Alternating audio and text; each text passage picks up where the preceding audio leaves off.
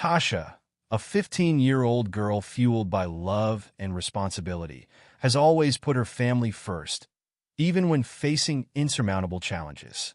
One day, as she grapples with the weight of her circumstances, she makes a courageous choice that sets off a chain of events she could never have predicted. Walking into the bustling fire station, she clutches a blanket tightly, her heart racing as she approaches the firefighters, who are unaware of the urgency behind her visit. What drives Tasha to seek help from the fire station, and how will her bold decision lead to revelations that could change everything? The tension in the air is palpable as she takes a deep breath, ready to share her burden. Stay tuned to find out what unfolds next. And before we dive in, let us know where you're watching from today. If Tasha's story of courage and resilience resonates with you, don't forget to hit that subscribe button. The small town of Millbrook nestled quietly under a blanket of early morning mist.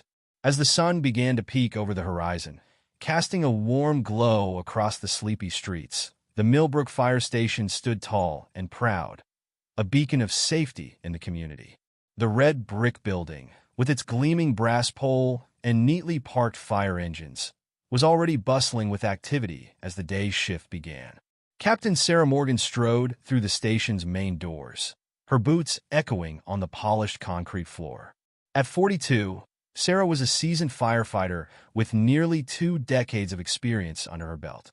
Her salt and pepper hair was pulled back in a neat bun, and her sharp blue eyes scanned the room, taking in every detail as she made her way to the common area. "Morning, team," she called out, her voice firm but friendly. The firefighters gathered around the large wooden table looked up from their coffee mugs and breakfast plates, offering a chorus of greetings. "Morning, Cap," replied Mike Thompson, a burly man with a thick mustache and kind eyes.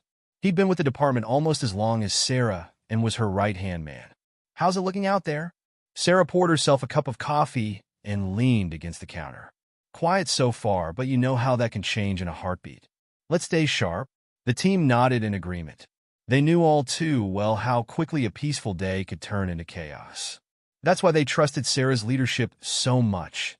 She never let her guard down, always prepared for whatever emergency might come their way. As Sarah sipped her coffee, she observed her team. There was Lisa Chun, the youngest member at 24, eager to prove herself and always first to volunteer for the toughest tasks.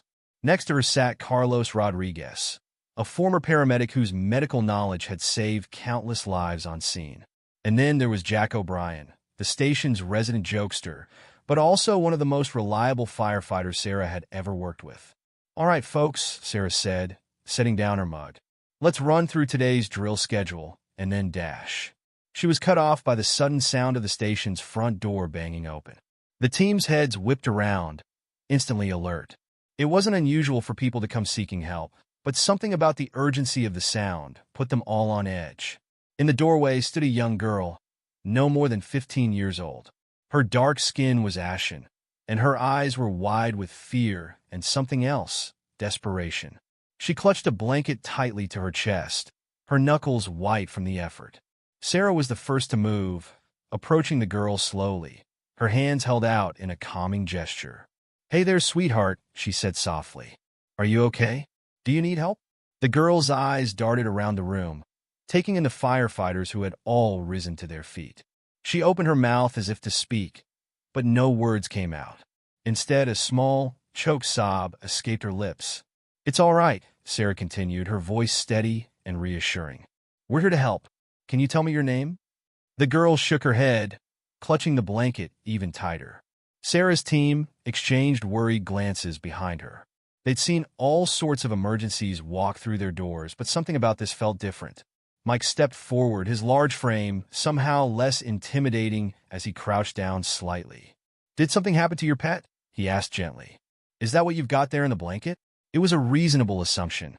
They'd had plenty of kids rush in with injured dogs or cats over the years. But the girl shook her head again, more violently this time. Sarah took another step closer, close enough now to see the tears welling up in the girl's eyes. "Whatever it is, we can help," she said. "But you've got to let us know what's going on. Can you show us what's in the blanket?" For a long moment, the girl didn't move. The only sound in the station was the soft hum of the fluorescent lights and the girl's ragged breathing. Then slowly, her arms began to loosen their death grip on the bundle. Sarah reached out, her hand steady despite the adrenaline coursing through her veins. As she carefully pulled back a corner of the blanket, she heard gasps from her team behind her. Her own breath caught in her throat as she looked down at what the girl had been carrying. There, nestled in the folds of the ratty blanket, was a newborn baby. Its skin was a dusky blue, tiny chest barely moving with shallow, irregular breaths.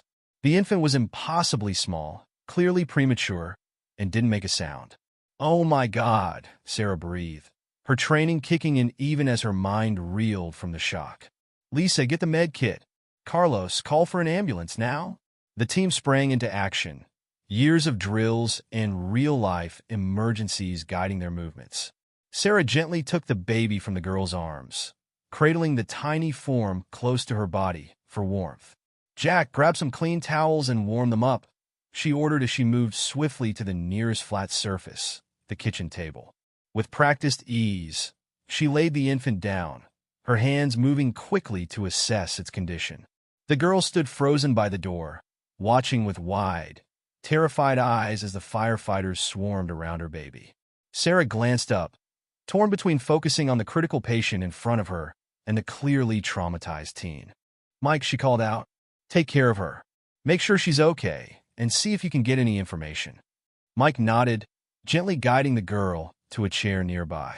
"Here, sit down," he said softly. "Can you tell me your name? How old is the baby?" The girl sank into the chair, her legs seeming to give out beneath her. I'm Tasha," she whispered, her voice barely audible. He was born this morning. Early. Too early." Meanwhile, Sarah worked feverishly over the infant. The baby's skin was cold to the touch, and its breathing was labored. "Carlos, what's the ETA on that ambulance?" "5 minutes out, Cap," Carlos replied, hanging up the phone. Lisa arrived with the med kit, and Sarah quickly pulled out a tiny oxygen mask. "Okay, little one," she murmured as she gently placed it over the baby's nose and mouth. "Let's get you breathing better." Jack returned with the warm towels, and together they worked to raise the baby's body temperature. Sarah's mind raced through her training, assessing and reassessing the situation moment by moment. "Come on, sweetheart," she urged the infant. "Stay with us. You've got a whole life ahead of you." As if in response, the baby's chest began to rise and fall more steadily. A tiny whimper escaped its lips, the first sound they'd heard from it. Sarah felt a wave of relief wash over her, but she knew they weren't out of the woods yet. She looked up at Tasha, who was watching the scene with a mixture of fear and hope on her young face. "Tasha," Sarah said gently, "can you tell us what happened? Where's your mom?" Tasha's lower lip trembled. She doesn't know," she whispered. "Nobody knows. I couldn't." Her words dissolved into quiet sobs. Mike placed a comforting hand on her shoulder, looking at Sarah with concern in his eyes. They'd dealt with plenty of difficult situations before, but a secretly pregnant teenager delivering a premature baby alone? This was new territory. "It's okay, Tasha," Sarah said, her voice firm but kind. "You did the right thing bringing him here. We're going to take good care of both of you." Just then, the wail of sirens cut through the air. Moments later, paramedics burst through the door, their equipment at the ready. Sarah quickly briefed them on the situation as they prepared to transport the baby to the hospital. As they carefully transferred the infant to a waiting incubator, Tasha suddenly stood up. "Wait," she cried out. I need to tell you something." All eyes turned to the young girl. She took a deep, shuddering breath, tears streaming down her face. He's not mine," she said, her voice barely above a whisper. "He's my brother." The room fell silent, the only sound the steady beep of the medical equipment. Sarah felt her heart constrict as the full weight of the situation hit her. This wasn't just about a scared teenage mother. There was a whole other layer to this story that they were only beginning to uncover. "Your brother?" Sarah repeated gently, encouraging Tasha to continue. Tasha nodded, wrapping her arms around herself as if for protection. "My mom, she hid it." The pregnancy. She was so scared and ashamed. When she went into labor this morning, she made me promise not to call anyone. But then the baby came so fast, and he wasn't breathing right, and I didn't know what else to do. Sarah moved to Tasha's side, placing a comforting hand on her back. You did exactly the right thing, Tasha. You saved your brother's life by bringing him here. Tasha looked up at Sarah, her eyes filled with a mixture of relief and lingering fear. What's going to happen now? Will they take him away? Will my mom get in trouble? Sarah exchanged a glance with her team. They all knew that this situation was far more complex than they'd initially thought. There would be questions, investigations, social services involved. But right now, the most important thing was ensuring the health and safety of both the baby and the brave young girl who had saved him. Right now, we're going to focus on getting your brother the medical care he needs, Sarah said firmly. And we're going to make sure you're taken care of too. Everything else, we'll figure out together. Okay. Tasha nodded, some of the tension visibly leaving her body. The wail of sirens pierced the quiet morning as the ambulance sped towards Millbrook General Hospital. Inside, paramedics worked feverishly to stabilize the tiny, premature infant. Captain Sarah Morgan sat beside Tasha, the young girl who had brought the baby to the fire station, her hand resting reassuringly on the teen's shoulder. You're doing great, Tasha, Sarah said softly, her eyes fixed on the bundle of blankets that held the newborn. We're almost there. Tasha nodded silently, her eyes wide and scared. She hadn't taken her gaze off her baby brother since they'd left the fire station. Sarah could feel the girl trembling beneath her touch, a mix of fear and exhaustion evident in every line of her young face. As the ambulance screeched to a halt outside the emergency room entrance, a flurry of activity erupted. The back doors flew open, and a team of doctors and nurses swarmed around the gurney holding the infant. Premature male, approximately 32 weeks gestation, one of the paramedics rattled off as they rushed inside. Respiratory distress, hypothermia. Sarah helped Tasha out of the ambulance, keeping a steadying arm around the girl's waist as they hurried after the medical team. The antiseptic smell of the hospital hit them as they entered, the bright fluorescent lights a stark contrast to the soft morning sunlight outside. They followed the gurney into a treatment room, where doctors and nurses moved with practiced efficiency, attaching monitors and inserting tiny four lines.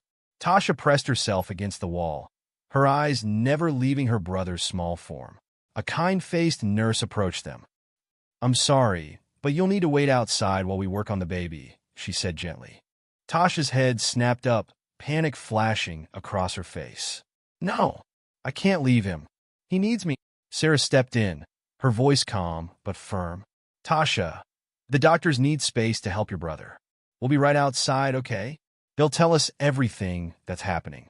For a moment, it seemed like Tasha might argue, but then her shoulders slumped in defeat. She allowed Sarah to guide her out into the hallway, where they sank into uncomfortable plastic chairs. The minutes ticked by slowly, each one feeling like an eternity. Sarah watched Tasha, noting how the girl's hands twisted nervously in her lap, her eyes fixed on the closed door of the treatment room. Tasha, Sarah said softly, breaking the tense silence. Is there anyone you want me to call? Your mom, maybe? Tasha's head snapped up, fear flashing in her eyes. No, we can't. She doesn't know I brought him here. She'll be so angry, so scared. Sarah's brow furrowed, concern deepening. Tasha, your mom needs to know what's happening. She must be worried sick about both of you. Tears welled up in Tasha's eyes. You don't understand, she whispered. If anyone finds out. Okay, Sarah said softly. Can you tell me a little more about what happened? How did you end up delivering the baby yourself? Tasha's lower lip trembled, and for a moment, Sarah thought she might not answer. But then the words began to spill out, as if a dam had broken. Mom, she hid it so well. I didn't even know she was pregnant until a couple of months ago, Tasha said, her voice barely above a whisper. She made me promise not to tell anyone. She was so scared, Captain Morgan. I've never seen her like that before. Sarah nodded encouragingly, her heart aching for this young girl thrust into such an impossible situation. That must have been really hard for you, keeping that secret, she said. Tasha nodded, a tear slipping down her cheek. This morning, Mom woke me up. She was in so much pain. I wanted to call an ambulance, but she wouldn't let me. She said they'd take the baby away, that we'd get in trouble. Sarah's brow furrowed. There was clearly more to this story, layers of fear and desperation that had led to this moment. Why was she so afraid of getting help, Tasha? The girl's eyes darted around the hallway, as if checking for eavesdroppers. When she spoke again, her voice was so low that Sarah had to lean in to hear her. She's not supposed to have custody of me, Tasha admitted, the words seeming to physically pain her. There was some trouble a few years back. If the authorities found out about the baby, Sarah's mind raced, fitting pieces of the puzzle together. The hidden pregnancy, the home birth, the terror of seeking help. It all painted a picture of a family in crisis, driven to desperate measures by fear and circumstance. Before Sarah could respond, the door to the treatment room opened. A doctor emerged, his face serious but not grim. Both Sarah and Tasha stood up quickly. "How is he?" Tasha asked, her voice cracking with emotion. The doctor offered a small, reassuring smile. "He's stable for now," he said. "We've got him on oxygen and in an incubator to help regulate his temperature. He's very premature, which means there are a lot of challenges ahead, but he's fighting hard." Relief washed over Tasha's face, and Sarah felt some of the tension leave her own body. But she knew they weren't out of the woods yet, medically or legally. "Can I see him?" Tasha asked eagerly. The doctor nodded. "For a few minutes? Then we'll need to move him to the NICU for more specialized care." As Tasha followed the doctor into the room, Sarah hung back. She pulled out her phone, knowing she needed to update her team and start addressing the complex situation they now found themselves in. She dialed Mike's number, and he picked up on the first ring. "Cap, how's it going there?" Sarah sighed, running a hand through her hair. "The baby's stable for now, but it's touch and go. Mike, we got a complicated situation on our hands. I need you to do some digging, but quietly." She filled Mike in on what Tasha had revealed, emphasizing the need for discretion. "We need to figure out how to help this family without making things worse," she concluded. "Got it, Cap," Mike replied, his voice grim but determined. "I'll see what I can find out and call you back." As Sarah ended the call, she saw Tasha emerging from the treatment room. The girl's eyes were red-rimmed, but there was a glimmer of hope in them now. "He's so small," Tasha said, her voice filled with wonder and fear in equal measure. "But the nurse let me touch his hand. He grabbed my finger, Captain Morgan. It was like he knew who I was." Sarah smiled, placing a comforting hand on Tasha's shoulder. "Babies are stronger than we give them credit for sometimes," she said. "And it sounds like your brother has a pretty amazing big sister looking out for him." Tasha's face fell at that. "I don't feel very amazing," she mumbled. "If I was really a good sister, I would have gotten help sooner. I should have called an ambulance as soon as Mom went into labor." The guilt in the girl's voice was palpable, and Sarah felt her heart ache. She guided Tasha back to the chairs, sitting down beside her. "Tasha, look at me," Sarah said firmly, waiting until the girl met her eyes. "You were put in an impossible situation. You're just a kid yourself, and you were trying to protect your family. The important thing is that when it really counted, you took action. You saved your brother's life by bringing him to us." Tasha sniffled, wiping at her eyes with the back of her hand. "But what's going to happen now?" she asked, fear creeping back into her voice. "When they find out about Mom, about everything, will they take him away? Will they take me away?" The question hung heavy in the air between them. Sarah wished she had an easy answer, a way to reassure this scared young girl that everything would be okay. But the reality was far more complicated. "I don't know exactly what's going to happen," Sarah admitted, deciding that honesty was the best approach. "But I promise you this. I'm going to do everything in my power to help you and your family. We're going to figure this out together, okay?" Tasha nodded, seeming to draw strength from Sarah's words. Just then, Sarah's phone buzzed with a text from Mike. "Found some info. Call when you can." "Tasha, I need to make a quick call," Sarah said, standing up. "Will you be okay here for a few minutes? The nurses will come get you if there's any change with your brother." After Tasha nodded her assent, Sarah stepped away, finding a quiet corner of the hallway. She dialed Mike's number, her stomach churning with anticipation of what he might have discovered. "What did you find out?" she asked as soon as Mike picked up. Mike's voice was low and serious. "It's not good," capped Tasha's mom, Letitia Williams, lost custody of Tasha about 5 years ago due to drug charges. Tasha was in foster care for a while before being placed with her grandmother. But the grandmother passed away last year, and somehow Letitia regained custody. Looks like there might have been some gaps in the system. Sarah closed her eyes, feeling the weight of the situation pressing down on her. And the baby's father? No mention of him in any of the records I could access, Mike replied. Could be he's not in the picture, or Letitia's been keeping that information to herself. Sarah's mind raced, trying to process all this new information. Okay, thanks, Mike. Keep this under wraps for now. I need to figure out our next move. As she ended the call, Sarah leaned against the wall, taking a deep breath. The situation was even more precarious than she'd initially thought. Letitia Williams was essentially a fugitive, having regained custody of her daughter through what sounded like a clerical error. And now there was a premature baby in the mix, born in secret and in desperate need of medical care. Sarah knew that by all official protocols, she should be contacting Child Protective Services immediately. The baby's and Tasha's safety had to be the priority. But she couldn't shake the image of Tasha's terrified face. Couldn't forget the desperation that had driven this family to such extremes. There had to be a way to help them that didn't involve immediately tearing the family apart. But what? And how could she justify bending, if not outright breaking, the rules she'd sworn to uphold? As Sarah wrestled with this moral dilemma, she heard a commotion from down the hall. She hurried back to find Tasha standing, her face pale and scared, as a nurse tried to calm her down. What's going on?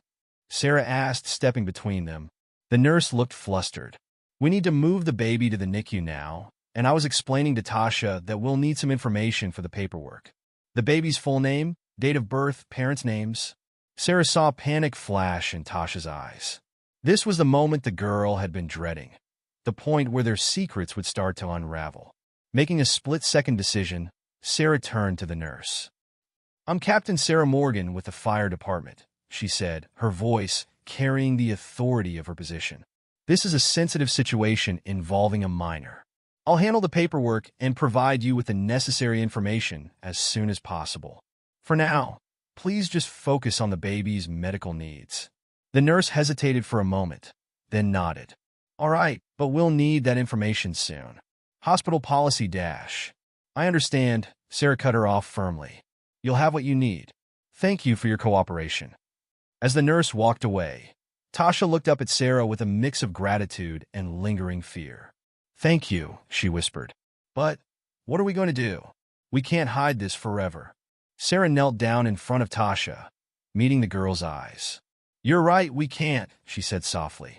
But before we do anything, I need you to be completely honest with me, Tasha. No more secrets. Can you do that? Tasha nodded, her lower lip trembling. Okay, Sarah continued, her voice gentle but firm. I need to know everything. About your mom, about how you ended up back with her, about the baby's father. Everything. Because if I'm going to help you, and I want to help you, Tasha, I need to know what we're dealing with. For a long moment, Tasha was silent, her eyes darting around the hallway as if looking for an escape. But then, with a deep, shuddering breath, she began to speak. It all started last year, when Grandma died, Tasha said, her voice barely above a whisper. I didn't have anywhere else to go. The social worker was talking about another foster home, but then Mom showed up. She said she'd gotten clean, that she had a job and an apartment. She begged them to let me come home. Sarah listened intently, her heart aching for the young girl in front of her. She could see the conflict in Tasha's eyes, the love for her mother warring with the weight of the secrets she'd been forced to keep. They said no at first, Tasha continued. But then, I don't know what happened. There was some mix-up with the paperwork, I think. Suddenly, they were saying it was okay for me to go with Mom. I was so happy, Captain Morgan. I thought everything was going to be okay. Sarah nodded encouragingly, sensing there was more to the story. And was it okay, Tasha? Was your mom really clean? Tasha's face crumpled, tears spilling down her cheeks. For a while, she whispered. But then she lost her job, and things got bad again. She started using. Not as bad as before, but I was so scared she'd get caught, that they'd take me away again. The pieces were falling into place now. painting a picture of a family teetering on the edge, driven by desperation and fear. Sarah felt a mix of sympathy and frustration. Sympathy for Tasha and her mother, trapped in a cycle of poverty and addiction, and frustration at a system that had let them slip through the cracks. "And the baby?" Sarah prompted gently. "When did you find out about him?" Tasha wiped at her eyes with the back of her hand. "About 4 months ago," she said. "Mom was so scared when she found out. She said we couldn't tell anyone, that they'd take the baby away as soon as he was born. She talked about giving him up, finding someone to take him. But I couldn't let her do that. He's my brother." The fierce protectiveness in Tasha's voice was both heartbreaking and inspiring. This girl, not even old enough to drive, had taken on the responsibility of protecting both her unborn brother and her struggling mother. "I was going to graduate next year," Tasha said, her voice cracking. "I had plans to go to college, to become a nurse. But now, I don't know how I can leave. Mom needs me. The baby needs me. But I'm so scared, Captain Morgan. I don't know how to do this. I don't know how to take care of everyone and still have a life of my own." "You've been so brave, Tasha," Sarah said softly. "But you don't have to do this alone anymore. We're going to figure this out, okay?" Tasha looked up at Sarah, hope and fear warring in her eyes. "How?" she asked, her voice small and scared. "They'll take him away. They'll take me away. Mom will go to jail." Sarah took a deep breath. "I won't lie to you, Tasha. There are going to be some hard conversations ahead. Your mom might face some consequences for what's happened. But if she's willing to get help, to really commit to staying clean and taking care of you and your brother, there's a good chance you can stay together as a family." She leaned in, her voice gentle but firm.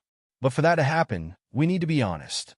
We need to get your mom the help she needs and make sure you and your brother are safe and healthy. And that starts with making some calls, letting the right people know what's going on." Tasha bit her lip, conflict clear on her face. "I'm scared," she whispered. "I know," Sarah said softly. "But remember that bravery you showed today? That's the same strength that's going to get you through this. And I promise you, Tasha, I'll be right here with you every step of the way." For a long moment, Tasha was silent, her eyes fixed on her hands. Then slowly she nodded. "Okay," she said, her voice barely audible. "Okay, let's do it. Let's call my mom." Sarah felt a wave of relief wash over her. It was a small step, but an important one. "That's my girl," she said warmly. "We'll call your mom, and then we'll talk to a social worker I know. Someone who can help us navigate this situation and find the best path forward for your family." As Sarah pulled out her phone, Tasha suddenly reached out, grabbing her arm. "Captain Morgan," she said, her voice trembling slightly. "Thank you for everything. I don't know what I would have done if—" Sarah smiled, wrapping an arm around Tasha's shoulders. "You're stronger than you know, Tasha.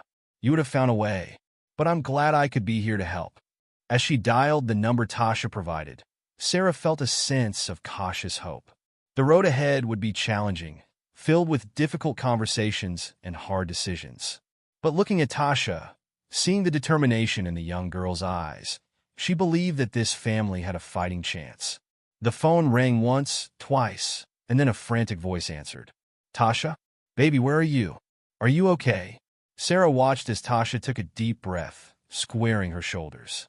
"Mom," she said, her voice steadier than Sarah had heard it all day. "I'm okay, but we need to talk. There's someone here who wants to help us." As Tasha began to explain the situation to her mother, Sarah felt a swell of pride. This brave young girl, faced with impossible choices, had taken the first step towards a better future, not just for herself, but for her entire family. The conversation wouldn't be easy. The days and weeks ahead would be filled with challenges. But in this moment, watching Tasha find her voice and her strength, Sarah knew that they had reached a turning point. Whatever came next, they would face it together. Sarah's mind raced as she listened to Tasha's side of the conversation with her mother. She could hear the mixture of fear, relief, and anger in the girl's voice as she explained where she was and what had happened. Occasionally, Tasha's eyes would dart to Sarah, seeking reassurance, which Sarah provided with encouraging nods and supportive smiles. As the call went on, Sarah began to formulate a plan. She knew they would need to involve Child Protective Services, But she was determined to approach this in a way that gave Tasha's family the best chance of staying together. She had contacts in the system, social workers who understood the complexities of situations like these and who might be willing to work with the family rather than immediately separating them. Finally, Tasha ended the call, her hand shaking as she lowered the phone. "She's coming," she said, her voice a mix of relief and apprehension. "She was so scared, Captain Morgan. But I think she knows we need help." Sarah squeezed Tasha's shoulder gently. "You did good, Tasha. That was a brave thing you just did." Tasha looked up at her, her eyes shining with unshed tears. "What happens now?" Sarah took a deep breath, considering her words carefully. "Now we wait for your mom to get here. Then we'll all sit down together and figure out the next steps. I have some ideas, some people we can talk to who might be able to help." She paused, making sure she had Tasha's full attention. "But I want you to understand something, Tasha. No matter what happens next, your bravery today has changed everything. You saved your brother's life. You took the first step in getting your mom the help she needs. And you've shown that you have the strength to face incredibly difficult situations." Tasha ducked her head, a blush creeping across her cheeks. "I was so scared," she admitted.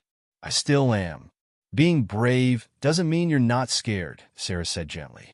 "It means doing what needs to be done even when you are scared. And that's exactly what you did today." She leaned in, her voice soft but intense. "Tasha, I want you to listen to me very carefully.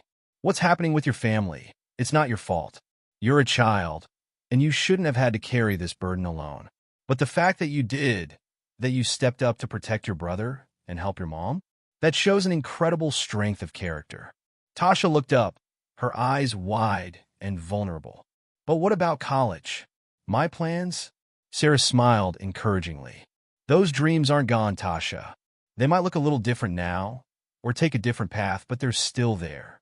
And I believe with all my heart that you have the strength to pursue them." She gestured around the hospital. "You wanted to be a nurse, right? Well, look at what you did today. You delivered a baby. You got him the help he needed. You're already showing the kind of quick thinking and compassion that makes a great nurse." A small, tentative smile crossed Tasha's face. "You really think I could still do it?" "I know you can," Sarah said firmly. "It might not be easy. You might have to take some detours along the way. But if this is what you want, you can make it happen. And there are people who will help you, me included." Tasha's smile grew a little stronger. "Thank you, Captain Morgan, for everything." Just then, a commotion at the end of the hall caught their attention. A woman burst through the doors, her eyes wild with fear and desperation. "Tasha," she cried out. "Tasha, baby, where are you?" Tasha stood up, her face a mix of relief and apprehension. "Mom," she called out. "We're over here." As Letitia Williams rushed towards them, Sarah stood as well, positioning herself slightly in front of Tasha. She could see the fear and desperation in the woman's eyes, but also the unmistakable love for her daughter. "Ma'am," Sarah said calmly as Letitia reached them. "I'm Captain Sarah Morgan. I've been with Tasha, making sure she and the baby are taken care of." Letitia's eyes darted between Sarah and Tasha, confusion and fear evident on her face. "The baby, is he?" "He's alive, Mom," Tasha said quickly. "He's in the NICU. He's really small and needs a lot of help, but the doctors say he's fighting." Relief washed over Letitia's face, quickly followed by a fresh wave of fear. But they'll take him away. They'll take both of you away from me." Sarah stepped in, her voice calm but firm. "Ms. Williams, I know you're scared. But right now, the most important thing is making sure your son gets the medical care he needs. And we need to talk about how to move forward in a way that keeps your family together and safe." Letitia's eyes darted between Sarah and Tasha, fear and suspicion warring on her face. "Who are you? Are you with social services?" "No, ma'am," Sarah replied. "I'm a firefighter. Tasha brought the baby to our station this morning, and I've been with her since then. I'm here to help, not to judge or separate your family." Letitia seemed to deflate slightly, the fight going out of her. She sank into a nearby chair, her head in her hands. "I've messed up so bad," she whispered. "I thought I could handle it, thought I could keep it all together. But now—" Tasha moved to her mother's side, placing a comforting hand on her shoulder. Mom, it's okay. We're going to figure this out. Captain Morgan says there are people who can help us. Sarah knelt down in front of Letitia, her voice gentle but firm. Ms. Williams, I know you're scared, but hiding and running isn't the answer. It's only going to make things worse. Right now, we have an opportunity to get you and your family the help you need. Letitia looked up, her eyes red-rimmed and desperate. But they'll take my babies away. I can't lose them. They're all I have. Not necessarily, Sarah said. There are programs designed to keep families together while providing support and resources. It won't be easy, and you'll have to commit to making some big changes. But if you're willing to do the work, there's a good chance you can stay together as a family. Hope flickered in Letitia's eyes, quickly replaced by suspicion. Why are you helping us? Why do you care? Sarah smiled softly. Because I've seen the love and strength in this family. Tasha's bravery in bringing her brother here, her determination to protect both of you, that comes from somewhere. And I believe that with the right support, you can all have a better future. Letitia turned to Tasha, her expression a mix of pride and shame. You did that, baby? You brought him here all by yourself? Tasha nodded, tears welling up in her eyes. I was so scared, Mom, but I knew he needed help. I couldn't let anything happen to him. Letitia pulled her daughter into a tight embrace, her body shaking with silent sobs. I'm so sorry, baby. I'm so sorry you had to do that. I should have been stronger. I should have. Ms. Williams, Sarah interjected gently. What's done is done. What matters now is what we do next. Are you willing to accept help? To do whatever it takes to keep your family together and healthy? Letitia pulled back from Tasha, wiping her eyes. She looked at Sarah, a glimmer of determination breaking through her fear. Yes, she said softly. Yes, I'll do anything. I can't lose them. I want to be better for them. Sarah nodded, a sense of cautious optimism filling her. Okay then, here's what we're going to do. First, we need to talk to the doctors about your son's condition and what kind of care he's going to need. Then I have a friend in social services who specializes in family reunification. She can help us navigate the system, find programs that can support you. She paused, making sure she had both Letitia and Tasha's full attention. But I need you both to understand, this isn't going to be easy. There will be tough conversations, hard truths that need to be faced. You'll need to be completely honest about everything that's happened. Can you do that? Letitia hesitated, fear flashing across her face. But then Tasha took her hand, squeezing it gently. We can do it, Mom, she said softly. Together. Letitia took a deep breath, then nodded. Okay, she whispered. Okay, let's do it. Sarah stood up, feeling a weight lift from her shoulders. It was just the first step on a long and difficult road, but it was a step in the right direction. All right then, let's go see about your son, and then we'll make some calls. As they walked towards the NICU, Sarah couldn't help but marvel at the strength she saw in both Tasha and Letitia. Despite everything they'd been through, despite the mistakes and the fear, there was a resilience there that gave her hope.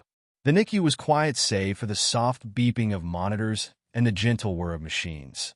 Letitia gasped as they approached the incubator holding her tiny son, her hand flying to her mouth. Oh, my baby, she whispered, tears streaming down her face. He's so small. The NICU nurse approached them, her face kind but serious. Are you the mother?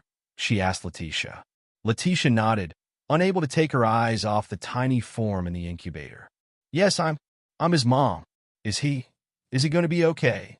The nurse gestured for them to sit in the chairs near the incubator. Your son is very premature, she explained gently. He's facing some significant challenges. His lungs aren't fully developed, which is why he needs help breathing. We're also monitoring him for potential infections and other complications common in preemies. Letitia listened intently, her face a mask of worry and guilt. Tasha stood behind her mother's chair, her hand resting supportively on Letitia's shoulder. But the nurse continued, her voice softening. He's also showing some positive signs. He's responding well to the treatment so far, and he's got a strong heartbeat. Preemies can be surprisingly resilient. Sarah watched as Letitia absorbed this information, seeing the mix of fear and hope on her face. "What happens next?" Letitia asked, her voice barely above a whisper. "He'll need to stay in the NICU for quite some time," the nurse explained. "We'll be monitoring him around the clock, adjusting his treatments as needed. It's going to be a long road, but we'll be here every step of the way." She paused, looking at Letitia intently. "One of the most important things you can do for him right now is be here. Skin-to-skin contact, talking to him, letting him know you're here. All of that can make a big difference in his recovery." Letitia nodded eagerly. "I'll be here, every day, as much as I can. I promise." The nurse smiled encouragingly. "That's great. Now, we do need to go over some paperwork and get more details about the pregnancy and birth. Is now a good time to do that?" Letitia hesitated, fear flashing across her face. She looked at Sarah, silently pleading for help. Sarah stepped forward. "Actually, there are some complicated circumstances we need to discuss first. Is there somewhere private we could talk?" The nurse's brow furrowed slightly, but she nodded. "Of course. We can use one of the consultation rooms. Let me just get the doctor to join us." As they followed the nurse out of the NICU, Sarah felt the tension radiating from both Letitia and Tasha. She placed a reassuring hand on each of their shoulders. "Remember," she said softly, "honesty is the best path forward here. It might be scary, but it's the only way to ensure you get the help you need." They entered a small, private room with comfortable chairs and a round table.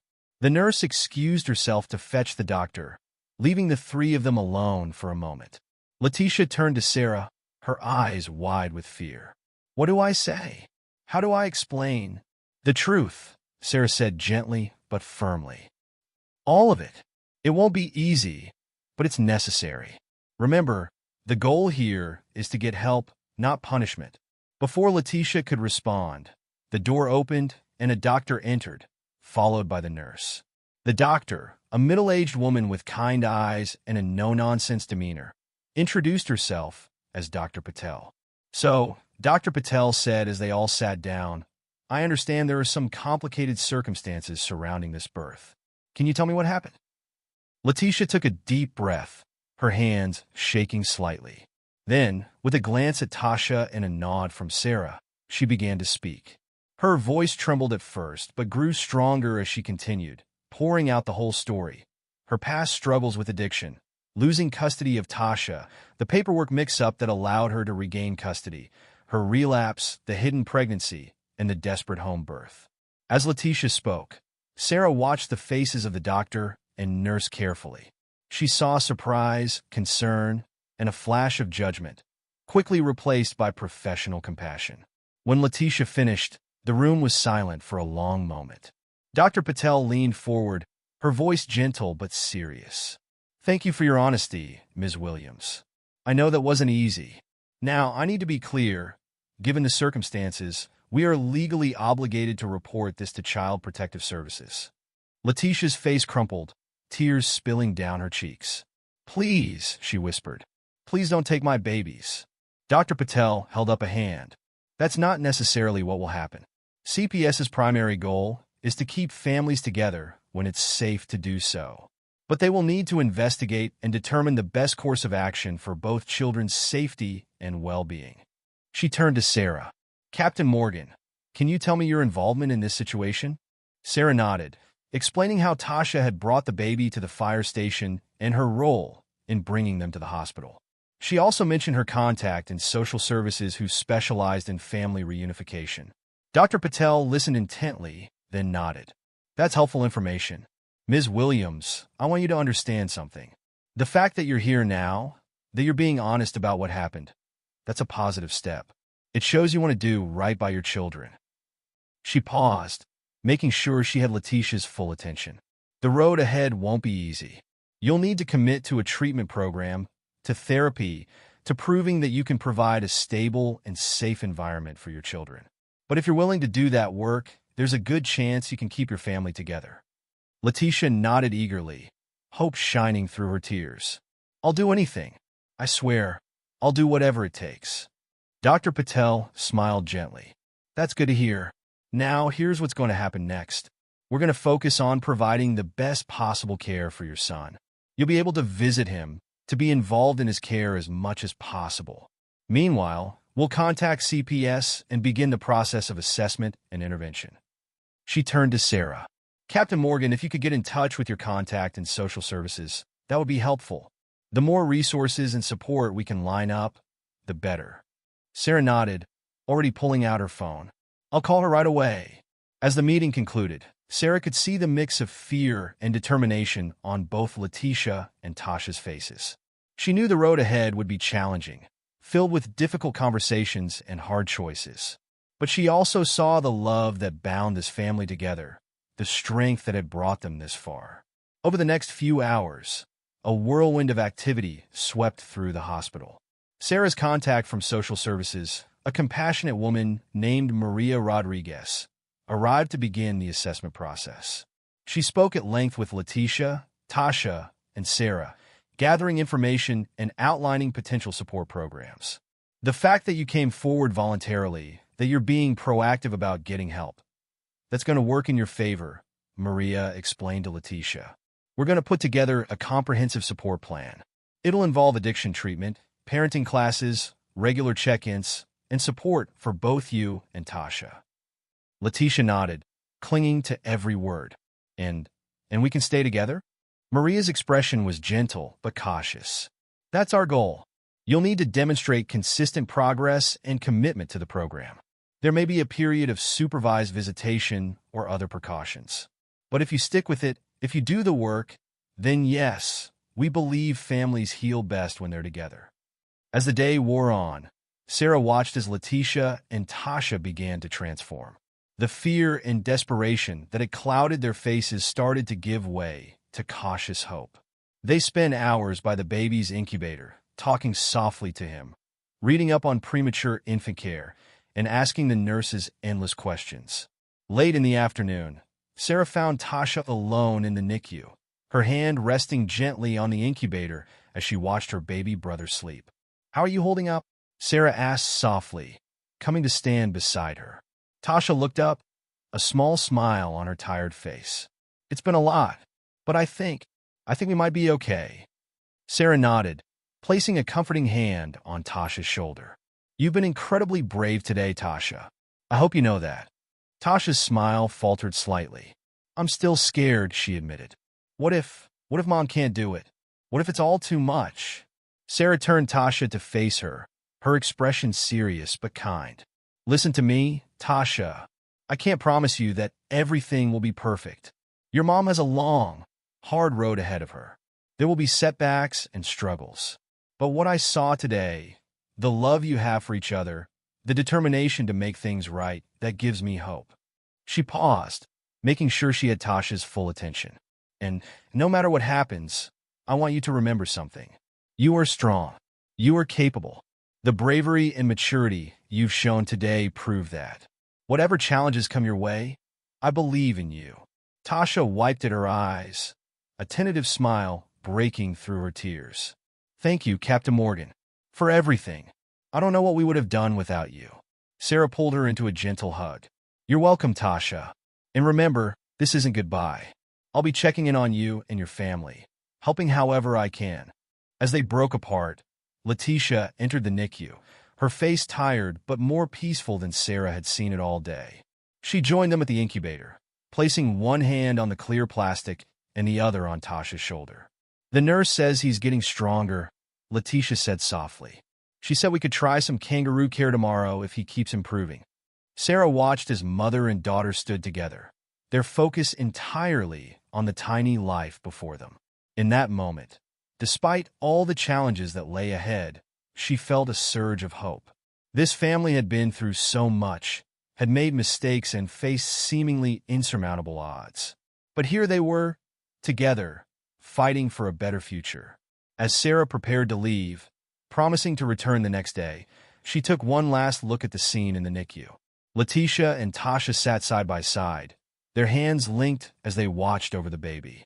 It was an image of love, of resilience, of a family determined to heal and grow stronger together. Walking out of the hospital into the fading evening light, Sarah felt a mix of exhaustion and satisfaction. The day had been long and emotionally draining, but she knew that something important had happened here. A family had been given a chance at a new beginning. A baby's life had been saved, and a young girl had discovered a strength she didn't know she possessed. As she climbed into her car, Sarah's phone buzzed with a text from Maria, the social worker. Support plan in place. First step scheduled for tomorrow. Thank you for your help today. Sarah smiled, feeling a weight lift from her shoulders. There would be more challenges ahead, more hurdles for Letitia, Tasha, and their family to overcome. But they had taken the first, crucial steps towards a better future. And Sarah knew, with a certainty that warmed her heart, that she would be there to support them every step of the way. The early morning sunlight filtered through the windows of the neonatal intensive care unit, casting a soft glow over the incubators and monitors. Sarah Morgan stepped quietly into the room, her eyes immediately drawn to the familiar figures huddled around one particular incubator. Letitia Williams sat in a rocking chair, her son cradled against her chest, skin to skin. The tiny boy, still connected to various tubes and wires, seemed impossibly small against his mother's frame. But there was a peacefulness to the scene that brought a smile to Sarah's face. Tasha stood nearby, her hand resting gently on her mother's shoulder as she watched her baby brother with a mixture of love and concern. As Sarah approached, Tasha looked up, her face lighting up with recognition. "Captain Morgan," she said softly, careful not to disturb the tranquil atmosphere. "You came back." Sarah nodded, placing a gentle hand on Tasha's back. "Of course I did. I told you I'd be here to support you, didn't I?" Letitia looked up, her eyes filled with a mixture of gratitude and lingering anxiety. "Thank you for coming," she whispered. We just finished our first kangaroo care session." Sarah smiled warmly. "That's wonderful. How did it feel?" Letitia's eyes welled with tears. "It was amazing. Terrifying, but amazing. He's so small, but I could feel his little heart beating against me. It made everything feel real." Dr. Patel approached, her clipboard in hand and a cautiously optimistic expression on her face. "Ms. Williams, Tasha," she greeted them, nodding to Sarah as well. "I have some good news. Your son's latest tests are showing improvement. His oxygen levels are stabilizing, and he's gaining weight, albeit slowly." Letitia's grip on her son tightened slightly, her eyes wide with hope. "Does that mean is he going to be okay?" Dr. Patel's smile was gentle but cautious. "We're still taking things day by day, but these are very positive signs. He's a fighter just like his family." As the doctor continued to explain the baby's condition and the next steps in his care, Sarah watched the interplay between Letitia and Tasha. The bond between them seemed to have strengthened, forged anew in the crucible of their shared ordeal. Yet she could still see the weight of their situation in the tension of their shoulders, the worry lines etched on their faces. After Dr. Patel left, Sarah pulled up a chair next to Letitia. "How are you both holding up?" she asked softly. Tasha and Letitia exchanged a glance, a silent communication passing between them. It was Tasha who spoke first, her voice quiet but steady. "It's been hard," she admitted, "but we're doing okay, I think. Mom had her first therapy session yesterday, and we met with the social worker again this morning." Letitia nodded, her eyes never leaving her son's face. "They're setting up a treatment program for me," she said. "Outpatient, so I can still be here for the baby. And Tasha." Sarah could hear the mix of determination and fear in Letitia's voice. "That's great," she said encouragingly. "Remember, this is a marathon, not a sprint. You're taking the right steps, and that's what matters." Just then, a soft knock at the door drew their attention. Maria Rodriguez, the social worker Sarah had contacted, entered the room with a gentle smile. "Good morning," she said softly. "I hope I'm not interrupting." Letitia shook her head, gesturing for Maria to join them. As the social worker pulled up a chair, Sarah could see Tasha tense slightly, her hand tightening on her mother's shoulder. "I wanted to touch base with you about the next steps in our support plan," Maria began, her tone warm but professional. "Letitia, your treatment program is set to begin next week. We've arranged for transportation to and from the sessions, and there will be childcare available for when the baby is ready to come home." Letitia nodded, her expression a mixture of gratitude and apprehension. Thank you, she said softly. I'm nervous, but I'm ready. I want to do this right. Maria smiled encouragingly before turning to Tasha. And Tasha, I've been in touch with your school. We've arranged for a tutor to help you catch up on the work you've missed, and the guidance counselor is aware of your situation. They're prepared to offer extra support to help you stay on track for graduation. Tasha's eyes widened in surprise. Really? I was worried I might have to drop out. Absolutely not, Maria said firmly. Your education is a priority, Tasha. We want to make sure you have every opportunity to pursue your dreams. Sarah watched as Tasha's shoulders relaxed slightly, a glimmer of hope sparking in her eyes. It was a small thing, perhaps, in the face of all they were dealing with, but Sarah knew how important it was. Tasha's dreams of becoming a nurse, of building a future for herself. Those were lifelines, something to hold on to in the storm of uncertainty they were navigating. As Maria continued to outline the support plan, Sarah found herself marveling at the resilience of this family. Just days ago, they had been trapped in a web of secrecy and fear, driven to desperate measures by their circumstances. Now here they were, taking the first tentative steps towards healing and rebuilding. It wouldn't be easy. Sarah had no illusions about the challenges that lay ahead.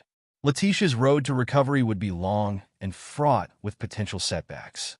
Tasha would have to balance the demands of school with her roles as daughter and sister, navigating a level of responsibility far beyond her years. And the tiny boy in the incubator, still fighting for every breath, faced an uncertain future. But as Sarah watched Letitia gently stroke her son's cheek, saw the determined set of Tasha's jaw as she listened to Maria's plans, she felt a surge of hope. This family had already overcome so much. With the right support, with the love and determination she saw before her, Sarah believed they had a real chance at a brighter future. As the days turned into weeks, Sarah found herself returning to the hospital regularly, watching as the Williams family slowly began to find their footing in their new reality. The baby, whom Letitia had named Jamal, continued to grow stronger. There were setbacks, a respiratory infection that left everyone on edge for days, moments when his oxygen levels would suddenly drop, but he fought through each challenge with a tenacity that amazed the NICU staff. Letitia threw herself into her treatment program with a determination that both heartened and worried Sarah. She could see the toll it was taking on the woman, the emotional exhaustion after therapy sessions, the physical strain of balancing treatment with long hours at the hospital. But she could also see the growing strength in Letitia's eyes, the way she held herself a little straighter with each passing day. One afternoon, about a month after Jamal's birth, Sarah arrived at the hospital to find Letitia alone in the NICU, gently rocking Jamal in her arms. The boy, while still small for his age, had grown significantly. His skin, once paper-thin and fragile, had taken on a healthier hue, and his dark eyes seemed to track movement with growing awareness. "Where's Tasha?" Sarah asked softly as she approached. Letitia looked up, a mixture of pride and melancholy in her smile. "At school," she said. "She had a big test today. I told her I'd be okay here on my own." Sarah nodded, pulling up a chair beside them. "That's great that she's keeping up with her studies. How's she doing?" Letitia's smile grew a little stronger. "She's amazing," she said, her voice filled with pride. "I don't know how she does it all. She's at the top of her class, even with everything that's been going on. And she's still here every day after school, helping with Jamal, going to family therapy with me." Her voice trailed off, and Sarah could see tears welling in her eyes. "She shouldn't have to do all this," Letitia whispered. "She's just a kid. She should be worried about prom and college applications, not taking care of her addict mother and premature brother." Sarah reached out, placing a comforting hand on Letitia's arm. "Tasha is an incredibly strong young woman," she said gently. "And a lot of that strength comes from you, Letitia. Don't forget that." Letitia shook her head, doubt clouding her features. "For me? All I've done is mess up her life. If it wasn't for me, she'd be dash.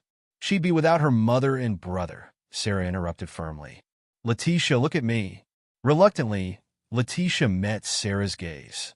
"You've made mistakes," Sarah continued, her voice gentle but firm. "But you're here now. You're fighting to be better, for yourself, and for your children. That takes incredible strength and courage. And Tasha sees that. She's learning from your resilience, your determination to change. Letitia was silent for a long moment, absorbing Sarah's words. When she spoke again, her voice was barely above a whisper. Do you really think I can do this? Be the mother they deserve. Sarah's answer was immediate and certain. I do. It won't be easy, and there will be setbacks along the way. But I've seen how hard you're working, how much you love your children. With continued support and your determination, I believe you can build the life you all deserve. As if sensing the emotional weight of the moment, Jamal stirred in Letitia's arms, letting out a soft coo. Both women looked down at him, their faces softening with affection. He's getting so big, Sarah remarked, gently stroking Jamal's cheek with one finger. Letitia nodded, a hint of wonder in her voice. Dr. Patel says he might be able to come home soon, maybe in another week or two, if he keeps progressing like this.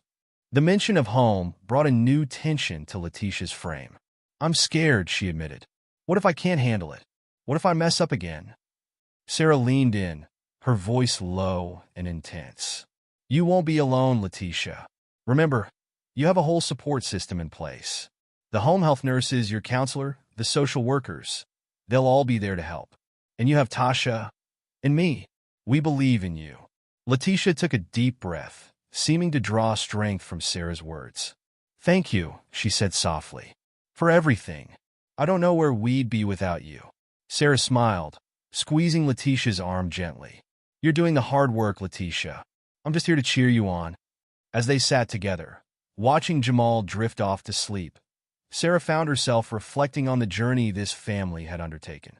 From the desperate moment when Tasha had stumbled into the fire station with her newborn brother, to this quiet afternoon in the NICU, so much had changed, and yet the core of love and determination that bound this family together had only grown stronger. The next few weeks passed in a blur of activity. Jamal continued to thrive, reaching milestone after milestone. The day Dr. Patel announced he was ready to go home was filled with a mixture of joy and trepidation. Sarah watched as Letitia and Tasha carefully secured Jamal in his car seat, triple-checking every strap and buckle. Remember, Dr. Patel said, her voice gentle but firm, the home health nurse will be checking in daily for the first week. If you have any concerns, any worries at all, don't hesitate to call. Letitia nodded, her face a mask of nervous determination. We've got this, she said, as much to herself as to anyone else. Right, Tasha? Tasha, her arms full of discharge papers and care instructions, nodded firmly. We got this, Mom. As they left the hospital, Sarah couldn't help but marvel at the transformation she'd witnessed. Letitia, once trapped in a cycle of addiction and fear, now stood tall, her eyes clear and focused on the future. Tasha, no longer bowed under the weight of secrets, moved with a confidence beyond her years. The transition home wasn't without its challenges. Sarah found herself making frequent visits to the Williams' small apartment, offering support and encouragement as they adjusted to their new reality. There were nights when Letitia called, her voice tight with anxiety, convinced she couldn't handle the responsibility. Sarah talked her through those moments, reminding her of how far she'd come, of the strength she possessed. There were days when Tasha seemed overwhelmed, torn between her schoolwork, her family responsibilities, and her own dreams for the future. Sarah made sure to carve out time just for Tasha, taking her on college visits, helping her research scholarship opportunities, reminding her that her own goals were just as important as her family obligations. And through it all, little Jamal continued to grow and thrive. His first real smile, his first attempts at rolling over. Each milestone was celebrated as a family victory, a testament to their collective strength and resilience. 6 months after that fateful morning at the fire station, Sarah stood in the small community center, watching with pride as Letitia accepted her 6-month sobriety chip.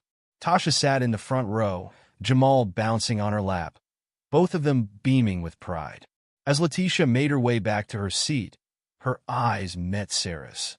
The gratitude and affection in that gaze spoke volumes. Sarah nodded, offering a smile and a thumbs up. Later, As they gathered for a small celebration, Letitia pulled Sarah aside. "I've been thinking," she said, her voice quiet but steady, "about what you said that day in the hospital, about Tasha learning from my resilience." Sarah nodded, encouraging her to continue. "I want to do more," Letitia said, a spark of determination in her eyes. "I've been talking to my counselor about training to become a peer support specialist, to help other moms who are struggling with addiction, who feel like they can't find a way out." Pride swelled in Sarah's chest. "Letitia, that's wonderful," she said warmly. "You have so much to offer, so much wisdom to share from your experiences." Letitia smiled, a hint of her old uncertainty creeping into her expression. "Do you really think I could do it?" "I know you can," Sarah said firmly. "You've already come so far. Think of how many lives you could touch, how many families you could help keep together." As they rejoined the others, Sarah watched as Letitia scooped Jamal into her arms, planting a kiss on his chubby cheek. Tasha leaned against her mother's side, a textbook balanced on her lap. Studying for her upcoming SATs, Sarah knew. The scene before her was far from perfect. There would be more challenges ahead, more obstacles to overcome. But as Sarah looked at this small family, Letitia, standing tall and proud in her recovery, Tasha, balancing on the cusp of adulthood with grace and determination, and little Jamal, healthy and thriving against all odds, she felt a profound sense of hope. This was a family reborn, forged in the fires of adversity and tempered by love, determination, and the support of their community. As Sarah prepared to leave, Tasha caught her eye, mouthing a silent thank you over her mother's shoulder. Sarah smiled and nodded, her heart full. She had set out to help a family in crisis, but in the end, she realized this remarkable family had taught her just as much about resilience, love, and the enduring strength of the human spirit. As she stepped out into the warm evening air, Sarah felt a renewed sense of purpose. There would be other families in need, other crises to face. But the story of the Williams family would stay with her always, a testament to the power of compassion, second chances, and the unbreakable bonds of family love. If Tasha's story inspired you, be sure to subscribe for more uplifting and heartfelt narratives. And before you go, we'd love to hear from you. How do you think you would have reacted if you were in Tasha's position? Share your thoughts in the comments below.